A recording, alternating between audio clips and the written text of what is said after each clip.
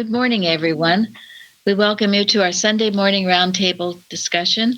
We're so glad you could join us today on our discussion with the subject, Are Sin, Disease, and Death Real?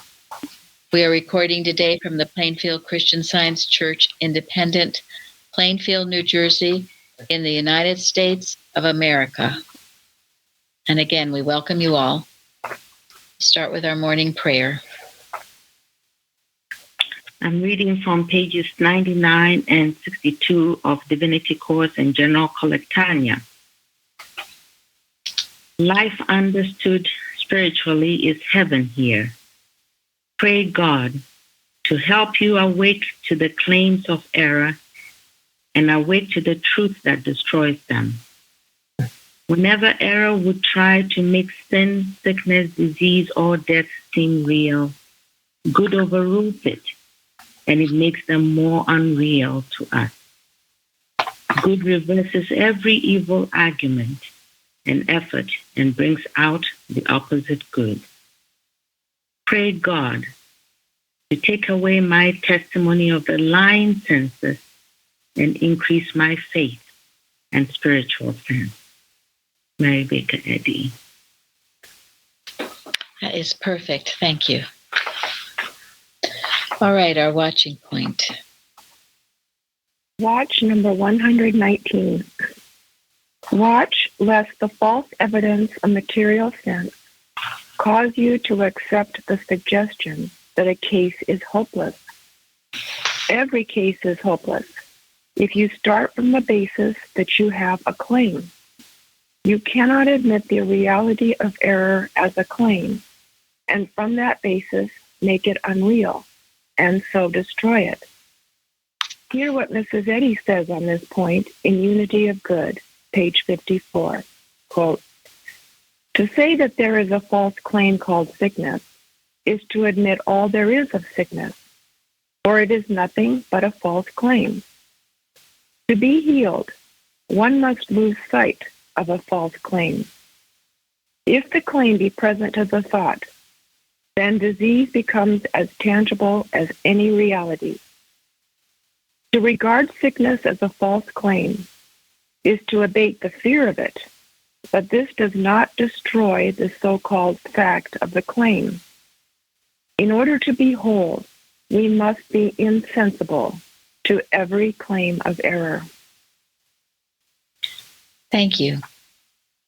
All right, comments. Well, I looked up the word insensible. Good. And it says imperceptible, that cannot be felt or perceived. And then I looked up imperceptible, and it says not to be known by the senses. So to me, it meant that even though the senses may seem to say there's a problem somewhere, something hurts or something's going on, it doesn't make it real. And to know that it's a false claim and that we can turn from it and must turn from it. And I ask myself, well, what do you say about this, God? Because that's all that's true about whatever is presenting itself. Thank you. And what does God say about it? I am all. You are whole. You are perfect. You are my child. You were never born. Yes. You will never die. You are an immortal. And therefore the claim is a nothing. Yes. It's not even a claim. And I think that's the point of the watching point. If you think you've got something to deal with, then you've lost. We have to get to the point where we recognize that we have nothing to deal with because God is all. I mean, this is, this is taking us beyond the step that a lot of us only stop at. Yeah. Admission of any claim really is saying you're imperfect in a way. So to me, it seems like to assert your spiritual perfection, everybody's, because we reflect God. That's where we have to start from. We have to, but it's not easy. Mrs. Eddy herself said it's not easy, especially when something is staring in front of you. You are seeing it every day. But the reason why it's not easy is because of our belief in the material birth. That's why, to go to spiritual perfection seems to be the way to go, and to insist on it daily. I remember I'm sure most of you do too, the case where the lady had a tumor on her and had gone to so many practitioners until she got to, I think, in New York. And she said, I don't even care if this is on me. I just want to find out about God. And that's where it broke and went away. So insensible is correct, to become insensible of it, ignorant of it, without knowledge of it, or whatever. That's where it begins, the healing. So, thank you. Yes, I think that was in the article "Slow Healing" by Kate Buck. But yes, and that's why the absent from the body and present with the Lord is so important, because when you're focused on the problem, then you're making a reality. But when you can focus on God, then this dream, as this lesson brings out, talks about Dreamland, it will, and also, Mrs. Eddy says, diminishes till it finally disappears. I love the prayer that Florence read, where it said about asking God to take away that lying testimony. So it was right. I like on page 64 of the Blue Book too, at the very bottom of the page. She says, Mrs. A says, remember that power is exerted by merely stating a truth. All truth is the word of God. Assert it constantly, even though your so-called human mind screams falsehood. It is to acknowledge Him, to have your mind stayed on Him, to be directly benefited by the activity of good. Thank you. That's an evening prayer also. Yes, it is. The evening prayer, which I work with every day by Mrs. Eddy. And, in that prayer, she says, which it explains that to declare that you are well is the exact truth. You are not flesh, but rather the ray of divine light that shining upon the flesh makes it appear alive. This is spiritual. This you is spiritual and cannot be sick. And then it goes on, remember that the power is exerted by merely stating a truth. And that's in the Blue Book on page 64. Mrs. Eddy's evening prayer. And I work with that every day, and certainly before I go to bed at night.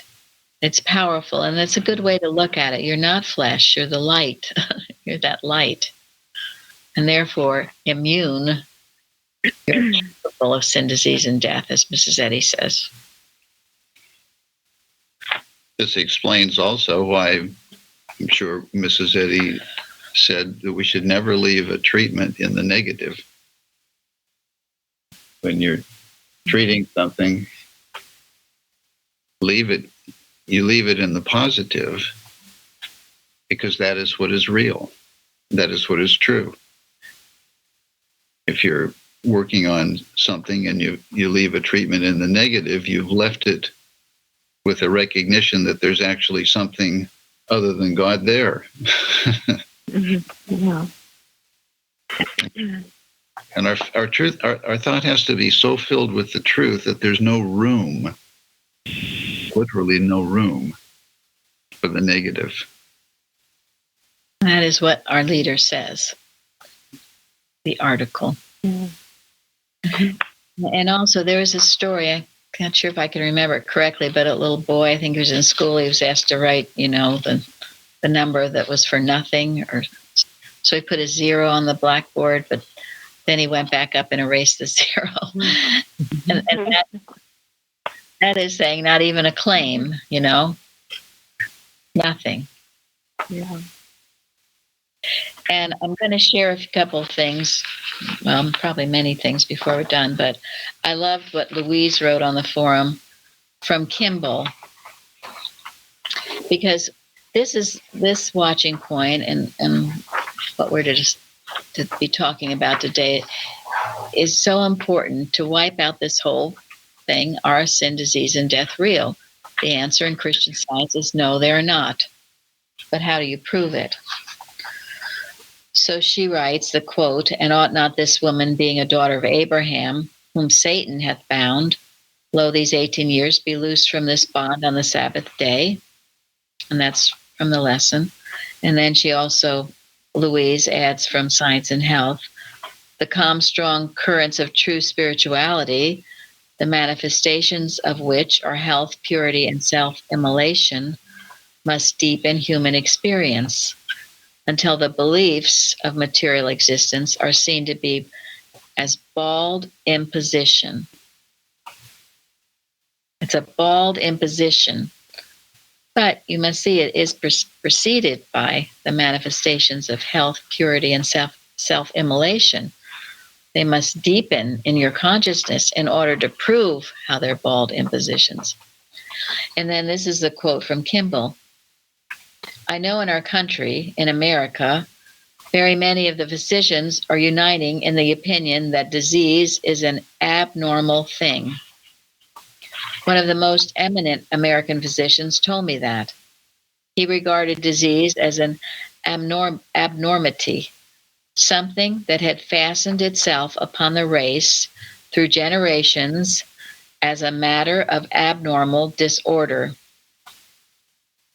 All curative endeavor, no matter who puts it forth, has no rationality unless it rests upon the supposition that man who is trying to cure his patients has a right to try, has a right, if possible, to overthrow the disease, upon the ground that disease is an outrage, a monstrosity, and an illegitimate imposition upon the world." Christian Science is teaching that Christ Jesus proceeded along the same lines. In one place, the Bible says that through sin came death into the world, and that surely would mean sickness. Jesus said concerning the woman, "Satan hath bound her, lo, these 18 years. He did not say that God had bound her. It is a fact that Jesus, according to the record, healed all manner of diseases without failure. He understood that disease was an abnormity, and he understood that it operated according to abnormal conditions and laws. And he knew that it ought to be abolished, and it could be abolished. Nobody knows better than a Christian Scientist does that people are suffering, that there are sinners. But we also, I better read that again. Nobody knows better than a Christian Scientist does that people are suffering, that there are sinners. But we also know that it is a spurious state of existence, not ordained and not legitimate. We know that the man who sins has got to stop. And we know that the man who is hateful and angry has got to stop being so. We know that the one who is sick has got to recover himself. But all the time we fix our gaze steadfastly upon the illegitimacy of the whole thing. And that is what we mean by the unreality of sin and of disease.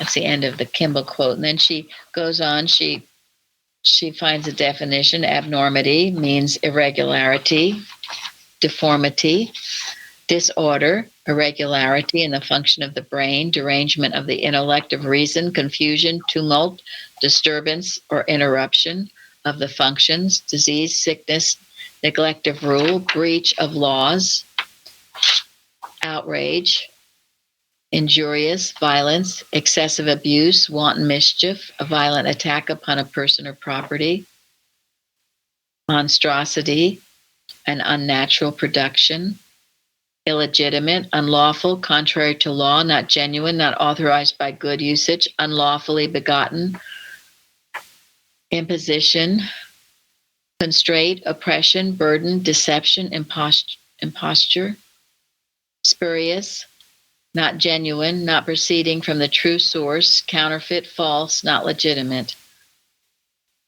And then all those were from the 1828 dictionary. So this is the basis of how Christian Scientists think about sin, disease, and death. And Kimball explains that so beautifully in this. And you must realize when any of these come upon you, it's abnormal to be sick. It's not normal. It's abnormal to sin, to want to sin, to find satisfaction. That's not normal. Death is abnormal because life is the constant, is the real. Being jealous is abnormal.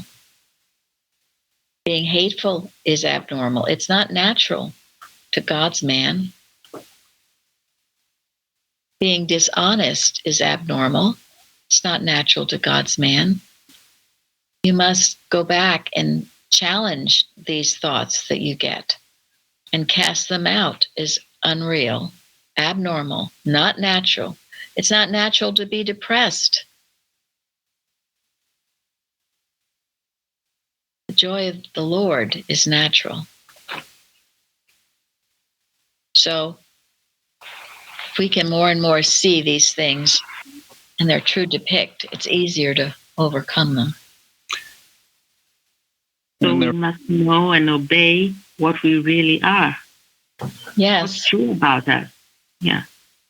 Yeah, and any other states that we feel or see that are ungodlike are bald impositions, abnormities.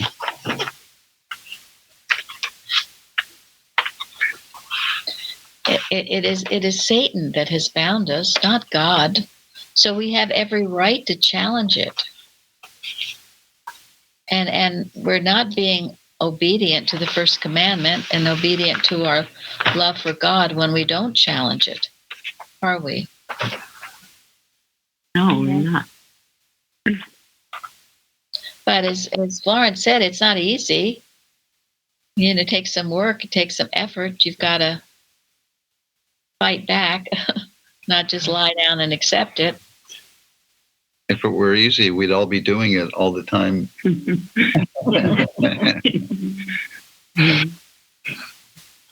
But anything worthwhile is worth working for, right?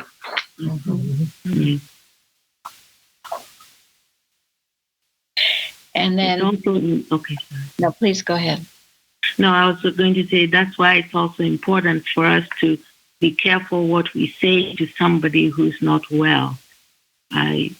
From my experience, I've seen people emphasize the fact that they are not well. I'm not well. I'm sick. Well, all that is just emphasizing for them the unreality of the lie and making them more stuck in that than rising to the truth of what they really are. It's sad parents do it to children, I guess. And, anyway, but that's what I've seen, and it's not right.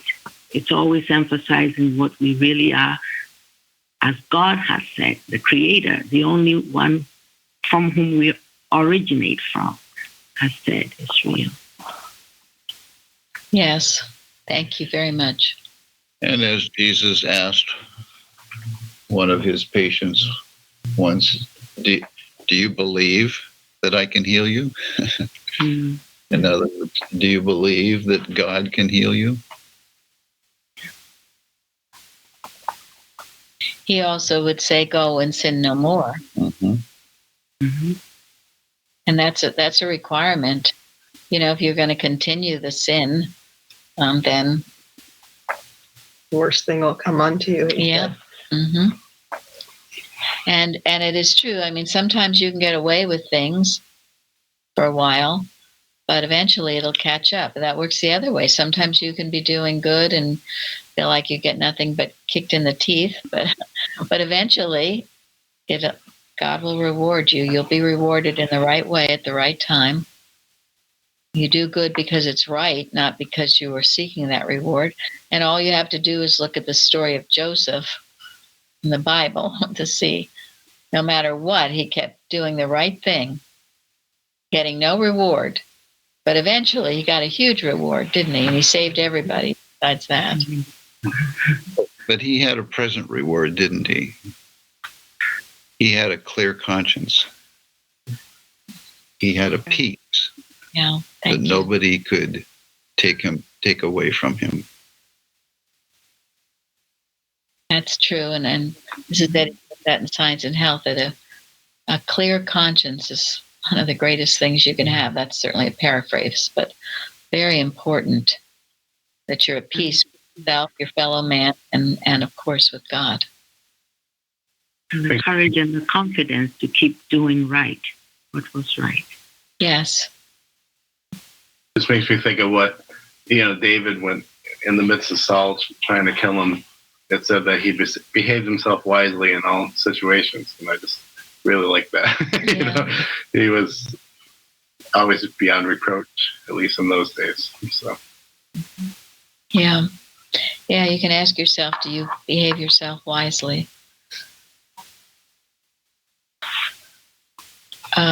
Jacob also, he gave a quote. This is all go back to our watching point, but this was from Eustace, asserting what is true.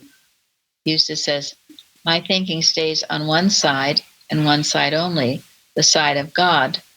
When you affirm that which is true, although human reasoning and sight may say it is not true at all, you will bring it to pass." This goes back to the quote that Karen gave us, the quote that's in the evening prayer. You declare it whether you believe it or not, because it is true, and it will break the fetters. If you go on accepting the arguments of malicious mind, thinking that they are your own thought, you are powerless to cope with them.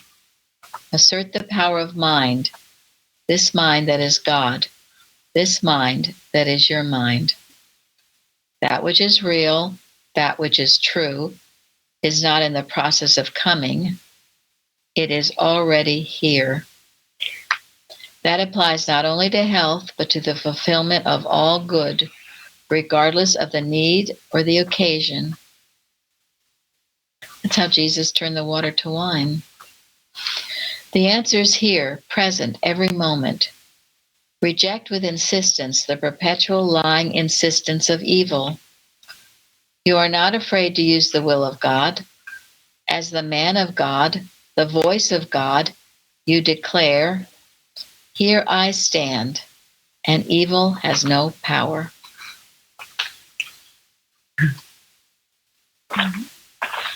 So as we continue, doing these things, again, though, with a pure heart, as was read, and I emphasize what Mrs. Eddy said, that we have to have health, purity, and self-immolation deepening our experiences. We must be living this truth. As Jasmine so likes to bring out, which is beautiful about living the Sermon on the Mount, imbibing those laws and principles. If we do that, then we can declare these things and we will see the end of sin, disease, and death. Now, what about this thing, sin? Mrs. Eddy says that's the hardest thing of all. Why? To get rid of and believe. Because there's pleasure in it, so-called pleasure. Unlike disease or sickness, there's no pleasure in that, but sin has its pleasure side, so-called, but it's not really. That's why it seems to be harder to let go of. And why does it not really have pleasure? Because ultimately, you suffer from it. It just doesn't bring anything but suffering in the end. Well, that's it. The belief of pleasure has the opposite belief of pain waiting for you. Craig, did you want to? Yeah, and if you really look into yourself, you realize that sin has no heart in it at all. At some point, it's all about hate and about you. Very selfish. indulgence. And so if you learn to love more, you're gonna start, I think when said he says, loathing sin. That's beautiful. Would you repeat that, Craig? I think that sin is as basis a lack of love. And if you learn to work to love more, you're gonna start to loathe it, like Mrs. Eddy says. Thank you very much. It is so true. And if you can start labeling your sins and not say, oh, it's I'm not bothering anybody else, or whatever it is, you justify your sins. If you can see your sin as selfishness, certainly as a lack of love for your brother man and your God, you can call it out for what it really is, a selfish indulgence, and then loathe it. That's what you have to do. I had to see, the things I was doing, being so fearful, for instance. I mean, that was just not some little innocent thing that I couldn't control. It was just, okay, whatever. It was a sin. And I had to see it. I wasn't trusting God. I was believing in power other than God. It was ugly. It was making me ugly. You have to call it out. You can't just say, oh, it's okay. It's not okay. Florence? No, I'm supporting what you're saying because that's what I went through. Believing in evil, believing in unhappiness, depression. What's all that? Where is God then? Yeah, what's that? The question, Mrs. Evans and Mr. Evans too, when you'd pour out your tale of woe, they'd always say, well, where is God in that? God is very much missing in that. And there are penalties for sinning. And it will catch up to you sooner or later. And then, you're going to have to pay that penalty. And it's not fun. And then you'll wish, gee, why was I doing that? I'm a real mess now. So take a good look at it. It's not just some little thing. It's okay. It doesn't matter. It does matter. It matters. It's like when you're working out a math problem and you make one mistake. What does Mrs. Eddy say? The whole thing is wrong. The whole The conclusion is wrong, too. Yep. And you can't hide it. You might think you're hiding it from your fellow man, but what? Can't hide it from God. Yes, right. Well, and ultimately, sin, another definition of sin is mistake. It's a mistaken concept of who and what you are. And if you really nail it down, and, I've certainly had to do this, we've all had to do it, somewhere there's a belief that there is substance or life or intelligence in matter. Mm-hmm. That is the basis of sin. So that you can either have pleasure in sin. Well, matter can't have pleasure.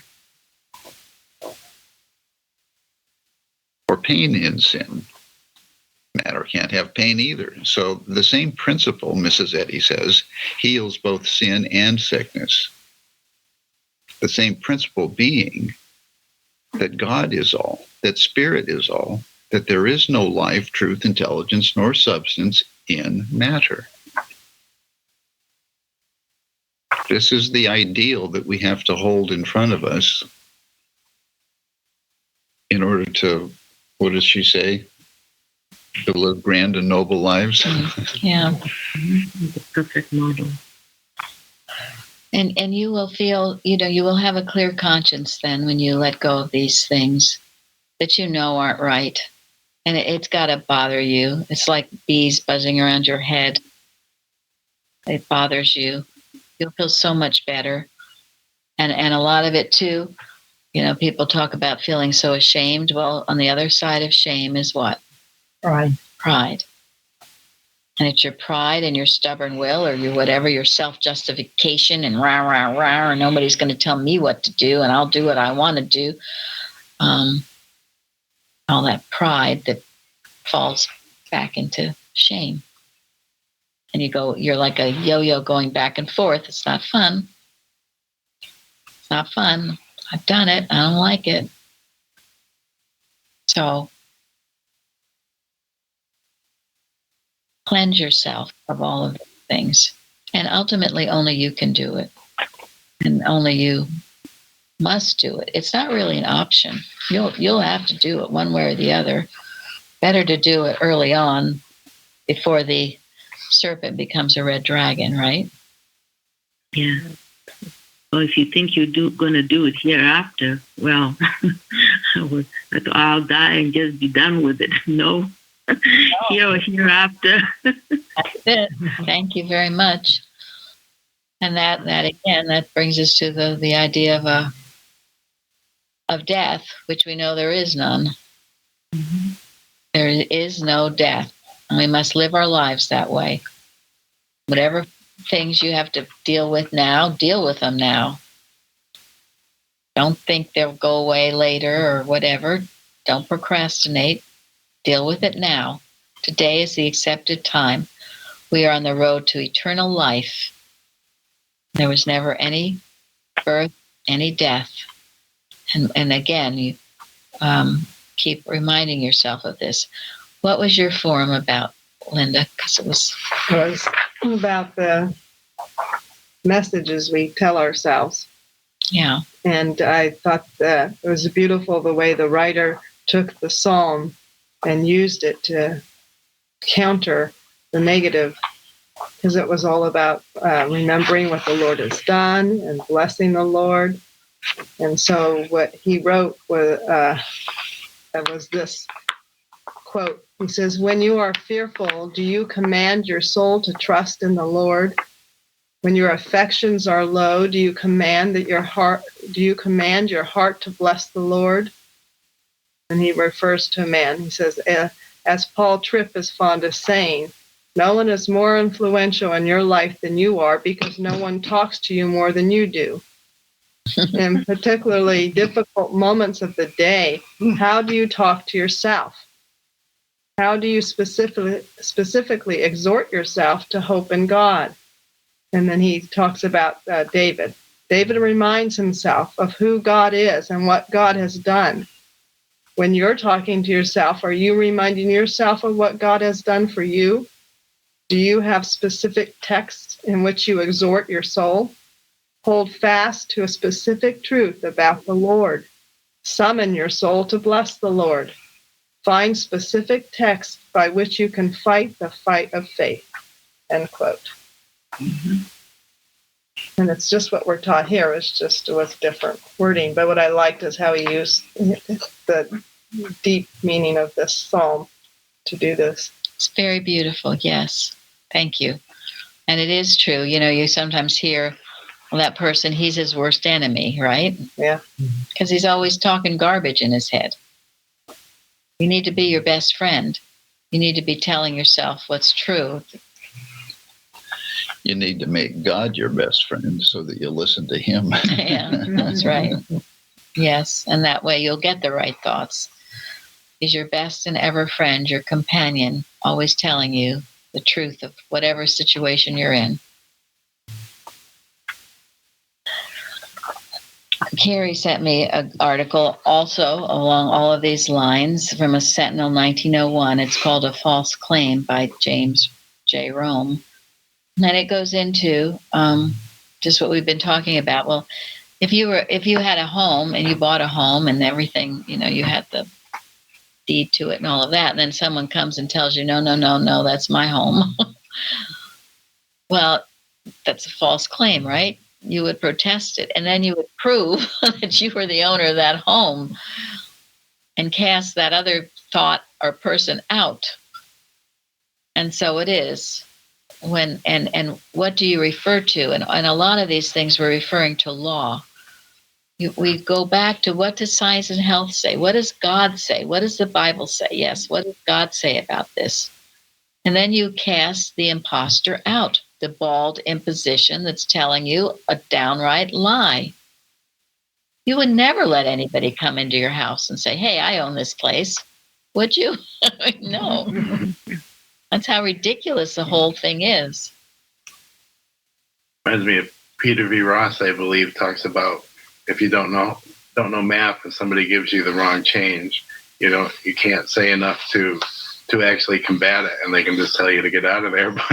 But if you do know math, then you can logically say what's going on and keep people honest. Thank you. Yes.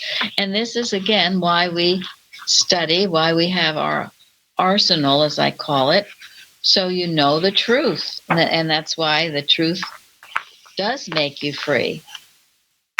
And it's most important that we keep doing that and keep studying just to know the truth, just to have our arsenal full. Now, in Science and Health, citation 7, it says, in divine science, the material man is shut out from the presence of God.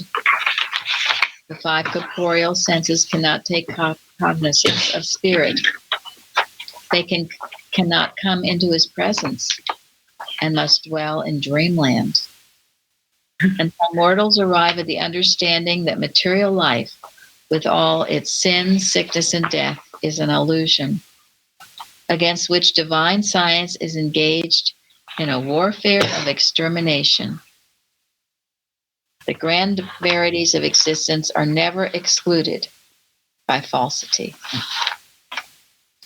Mrs. Evans loved this. She loved the idea of the warfare of extermination. She loved all, if you go through Science and Health, there's a lot about warfare. It's not sitting in your prayer chair just stating comforting passages. The warfare of extermination. All right, and what about this dreamland? Who wants to comment on that? Well, it kind of made me think of how, something I've realized here from what's been taught is like the unreality of all this, of all the mortal Adam dream. And I realized before I was like desperately trying to be unreal, I was going down that avenue, and it was no wonder why things like steadily felt darker, but then upon coming here and starting to learn the truth, everything seemed so bright. It was astonishing. So I don't know. That's why I think about the Dreamland. Yeah. No, I'm getting where I see more and more, all of this stuff. All you have to do is turn on the news. It's a dreamland. It's not, it's an illusion. On one side, there will be science and peace. On the other side, discord and dismay. Now, that discord and dismay does not have to touch you unless you indulge in it and believe it to be true. In the dream, too. And yes.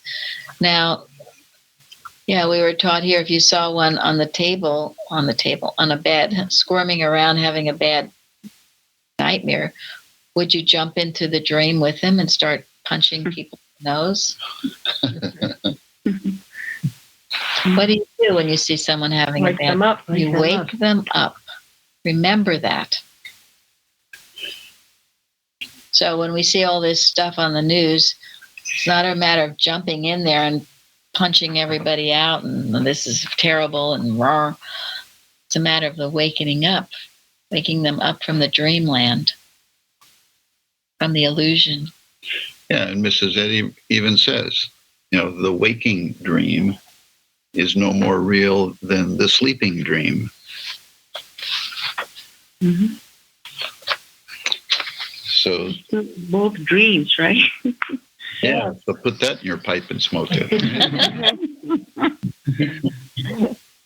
Yeah, and Carrie sent an article, and maybe you've had this happen to you about what's called Only a Dream.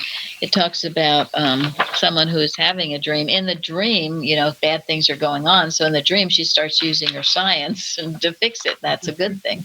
I know I've had dreams like that too. I start stating the truth to whatever the problem is. And that woke her up, and she realized it was all a dream. And all of this, That's why we must never make a reality of it, and get so into it that we're seeing it as this thing we're fighting against. Like your black church. Oh, yeah, like my black church, that dream I once had. So, and yeah, most of you know that dream. I've told you about it, but I dreamed all these churches were closing, and then there was this huge, big church. It was a temple of Satan. And it was terrifying in the dream, and I woke up after that. But then a few years later, I had a continuation of that dream, and I dreamed that through summarizing it, through much tribulation, we were able to get into the doors of that temple, because I realized that we were going to have to, even though it was the last thing I wanted to do.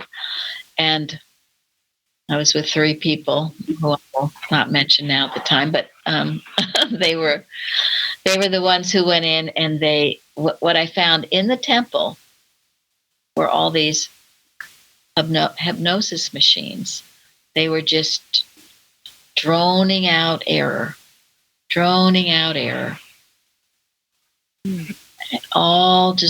All mesmeric suggestion, just droning. And there were all these machines all around. And I could also hear the cries of humanity, just crying and moaning and carrying on. So I realized that we were going to have to shut off all these machines. And I was with 3 clever men who went around and one by one dismantled the machines. And when that was done, all the moaning and all the crying stopped. And there was this incredible peace. I think that I talked about this at a roundtable. I think I called it the hypnosis machine. Right. It was somewhere around June of 2020 when we talked about it. So this is what we're engaged in, you see. We have to shut off those voices. Gary and I rarely watch TV, like TV, unless it's something taped. But I don't know. Recently, we were watching something, and we were unable to fast forward the commercials. I could mute them, but I could not believe it. Every single commercial was about the namelessness and getting your vaccine. Now, this was last week. This isn't like 2 years ago. This is today. Today, they're talking like this. So all these people who sit there in front of their, what's it called? Boob tube. Boob tube, and watch. And then they get terrified. But that's a hypnosis machine. Anybody who would watch that would become hypnotized. You can't. And that's how drug companies sell their drugs. Yeah. They hypnotize you into fear of being sick or fear of something, and making the fear real so that you'll buy their drug. So this is why we are in a warfare of extermination, and we cannot be nice. We cannot be passive. We cannot just, accept it. No, we cannot. We rise in rebellion against it, because if you don't handle it, as Shardy said last week, it will what? Handle you. Handle you. It will handle you. So you have to be active, alert, and a sword in one hand and a tool in the other. And never breathe an immoral atmosphere unless what? The temple purified. So, Jeremy, do you want to tell us about your forum? Oh, yeah. I actually had a little head start because I started thinking of this when Gary read the lesson. But, I just got thinking about, as far as the East is from the West, so far hath he removed our transgressions from us, and how it's really just that difference in perspective of turning around. And then I started seeing how many times in the Bible, and also in Mrs. Eddy's writings, but I didn't include any of that. But, there's always this from turning away from the material and back to God, or like Lot's wife, turning away from God, turning a pillar of salt. So I just thought that was very interesting, that idea of turning. and how important it is to always keep on the right path.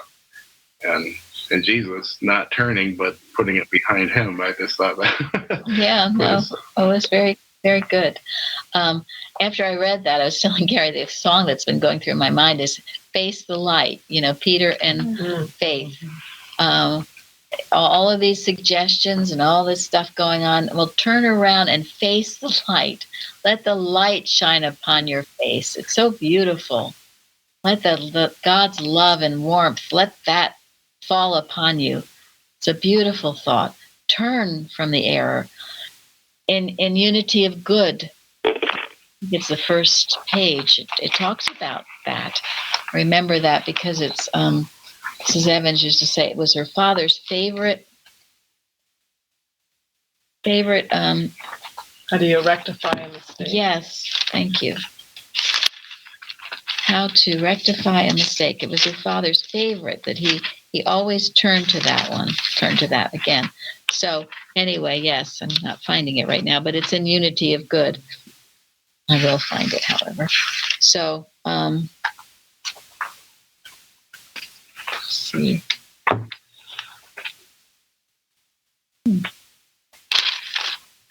Well, anyway, it's there.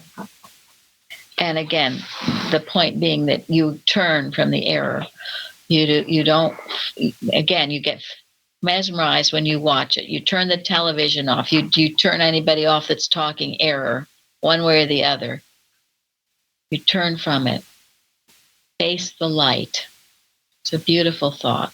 Why not? Listen to God. Everything He has to say is wonderful. And I don't care where you are. You can be in the deepest, darkest hole, and God is there. I was reading about this woman who made this incredible voyage. She was going to go in a sailboat around the world. And what she had to overcome, it was never in her thought that she would give up. She was just in this pretty small sailboat.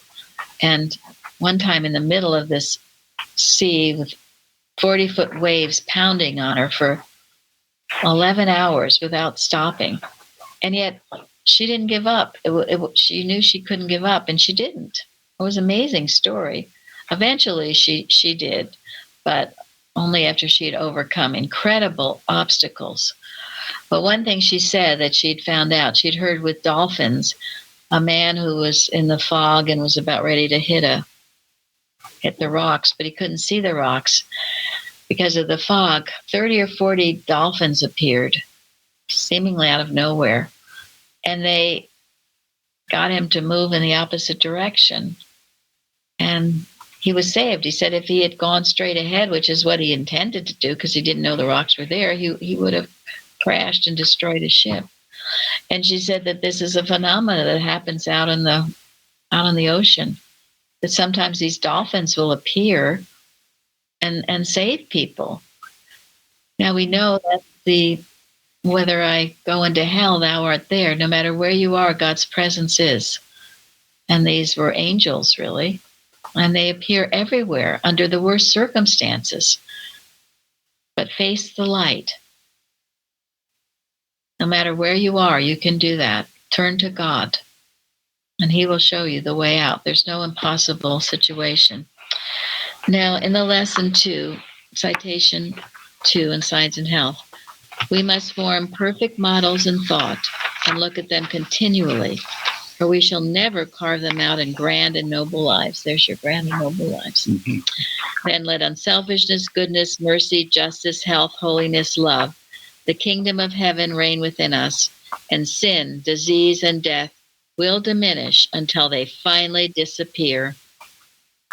That last sentence was one we were all to memorize, teach our children, and then you focus on those things: unselfishness, goodness, mercy, justice, health, holiness, love, the kingdom of heaven. You think about those things, and then everything else will diminish until it disappears because they're not true in the first place. By everything else, I mean sin, disease, and death. But the first part of that is forming the perfect models in thought and looking at them continually. What model are you looking at? What do you have in thought? So we're going to end on a beautiful short article again that Carrie sent us. This is from 1899 Sentinel, I guess. Anyway, and it's entitled A Lesson in Art and Science. Is asking, why, after working for months in my own thought, trying to realize the truth, examining my motives, correcting my actions, erasing my seeming errors, had I no definite results, no clear conception of the perfect man? In my perplexity, the opportunity of entering an art school presented itself. I began my first drawing from the cast. My professor said one day, in criticizing my work, I noticed that you work a long time over your paper without looking at your model. You must study your model more. Get your thought filled with its perfect proportions. See nothing but that. Think of nothing but that. Don't work aimlessly.